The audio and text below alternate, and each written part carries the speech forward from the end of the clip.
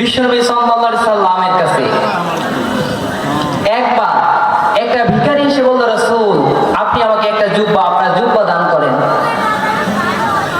আমি অনেক গরিব সাহাবী, আপনি যদি আমাকে একটা আপনার জুব্বা দান করতেন তাহলে আমি আপনার জুব্বাটা পরতে পারতাম। বিশ্বনবীর শরীরে ছিল একটাই জুব্বা, রাসূল ওই জুব্বাটাই সাহাবীকে দিয়ে দিলেন। যখন রাসূল সাহাবীকে জুব্বাটা দিয়ে দিলেন, বিশ্বনবীর কোনো এক্সট্রা বাকি কোনো জুব্বা ছিল না, একটা জুব্বাই ছিল। এবার সাহাবীরা যখন এসে বিশ্বনবীকে ডাকাডাকি করে, রাসূল তো ঘর থেকে বের হতে পারে না, কারণ রাসূলের কাছে একটা জুব্বাই ছিল। বিশ্বনবী ওই জুব্বাটাও দান করে দিলেন। রব্বুল আলামিন এটা দেখে আয়াত নাযিল করলেন, ও নবী এটা আপনি করতে পারেন না, কেননা আপনার কাছে যদি দুইটা থাকতো আপনি একটা দিতেন আর একটা রাখতেন।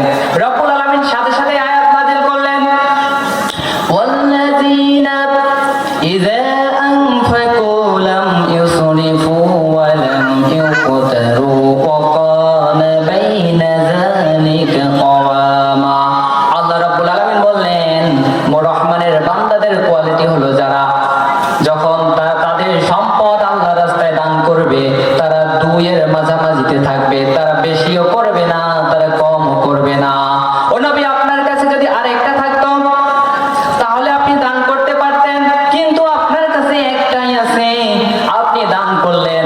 এখন তো সাহাবীরা এসে আপনাকে ডাকাডাকি করে, আপনি ঘর থেকে বের হতে পারেন না। এটা কখনোই রহমানের বান্দাদের গুণাবলী হতে পারে না। রহমানের বান্দাদের গুণাবলী হলো তারা দুইয়ের অবস্থানে থেকে তারা দান করবে। যখন রহমানের বান্দাদের কাছে বেশি থাকবে, যখন তাদের কাছে বেশি থাকে তারা বেশি দান করবে, যখন তাদের কাছে কম থাকে তখন তারা কম দান করবে। কিন্তু রহমানের বান্দারা এই দানের ধারাবাহিকতা তারা অব্যাহত রাখে, এই দানের ধারাটা তারা অব্যাহত রাখবে। এমন নয় তারা একবারে হাতকে গুটিয়ে নেবে, আবার এমন নয় তারা হাতকে এমন প্রসারণ করে দেবে যে তাদের নিজেদের থাকার মতো সম্পদ নাই। রহমানের বান্দারা তাদের এটা গুণাবলী হতে পারে না। আজকে থেকে দান করা যাবে ইনশাআল্লাহ। যদি রহমানের প্রিয় বান্দা হতে চায়, জান্নাতের সার্টিফিকেট যদি দুনিয়ার মধ্যেই পেতে চায়, 4 নাম্বার কোয়ালিটি হলো দান করা লাগবে আপনাকে মাঝামাঝি অবস্থানে।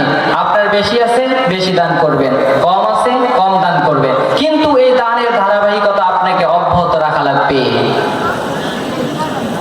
সুতরাং 4 নাম্বার কোয়ালিটি।